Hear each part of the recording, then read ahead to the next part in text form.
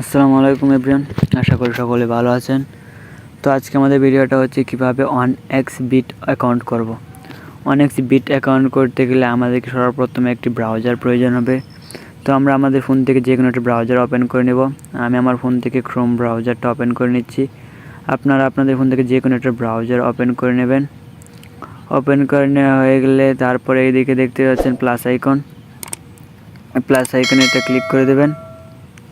Plus আইকনে click করে দেওয়ার পর এখানে দেখতে পাচ্ছেন চার্জ অর টাইপ ইউআরএল, এখানে ক্লিক করে দেবেন। এখানে ক্লিক করে দেওয়ার পর আপনারা এখানে চার্জ করবেন 1x বিট, 1x বিট লিখে চার্জ দেওয়ার পর প্রথমে একটি ওয়েবসাইট চলে আসবে। আপনারা প্রথম যে ওয়েবসাইটটি আসবে এই ওয়েবসাইটে ক্লিক করে দেবেন। উপরে আমাদের দেখতে পাচ্ছি উপরে দেওয়া আছে রেজিস্ট্রেশন অ্যান্ড লগ ইন। যেহেতু আমরা অ্যাকাউন্ট করবো তাই রেজিস্ট্রেশনে ক্লিক করে দেবো। রেজিস্ট্রেশনে ক্লিক করে একটু অপেক্ষা করতে হবে। অপেক্ষা করতে শেষ হয়ে গেছে অপেক্ষা করতে করতে। তো আমাদের সামনে নিউ আরেকটা পেজ চলে আসছে। এখান থেকে এই ওয়ান ক্লিক দিয়ে আমরা অ্যাকাউন্ট করব না, এখান থেকে আমরা অ্যাকাউন্ট করব বাই ইমেল দিয়ে। অ্যাকাউন্ট করলে সুবিধা আছে, যা আমি ভিডিও শেষে বলে দেবো। আপনার অ্যাকাউন্ট কাজ করে যেতে থাকেন আমার সাথে আমি ভিডিও শেষে বলে দেবো যে বাই ইমেল দিয়ে কাজ করলে কী হবে। তো আমরা বাই ইমেলে ক্লিক করে দিলাম। বাই ইমেলে ক্লিক করে দেওয়ার পর এখানে আপনাদের কিছু পারমিশন চাইবে। এখানে ফার্স্ট নেম, এখানে সেকেন্ড নেম এবং 3 নাম্বার আপনার ইমেলটা দিয়ে দেবেন। তো আমি আমার ফার্স্ট নেম দিয়ে দিচ্ছি। তো আমার সেকেন্ড নেম দিয়ে দিচ্ছি, আপনারা আপনাদেরটা দিয়ে দেবেন। পরে আপনাদের যে কোনো একটা ইমেল দিয়ে দেবেন। এখানে যে কোনো একটা ইমেল দিয়ে তারপর দেখতে পাচ্ছেন নিচে নেক্সট বাটন আছে, এই নেক্সট বাটনে একটি ক্লিক করে দেবেন। নেক্সট বাটনে ক্লিক করে দিলে আমাদেরকে দ্বিতীয় স্টেপে নিয়ে যাবে। এখানে 3টা স্টেপ আছে, দ্বিতীয়টা নিয়ে যাবে। তারপর দেখতে পাচ্ছেন সিলেক্ট সিটি, যেহেতু আমরা বাংলাদেশে তাহলে উপরে বাংলাদেশ দেওয়া আছে তাই সিটি সিলেক্ট করতে হবে। অনেক সমস্যা হচ্ছে তাই আমি উপরের দিকে চলে যাব।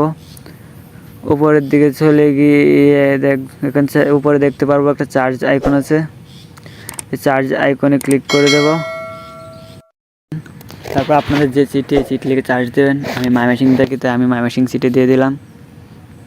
ময়মনসিং সিটি দেওয়া হয়ে গেলে নিচে দেখতে পাচ্ছেন আপনাদের ফোন নাম্বার, যে নাম্বার বিকাশ, নগদ, ওপাই এগুলো খোলা আছে ওই নাম্বারটা এখানে দেবেন, তাহলে আপনাদেরকে ডিপোজিট করতে অনেক সহজ হবে। তো আমি আপনার নাম্বারটা দিয়ে দিলাম। নাম্বার দেওয়া হয়ে গেলে এখানে দেখতে পাচ্ছেন আবার নেক্সট বাটন আছে, এই নেক্সট বাটনে ক্লিক করে দেবেন।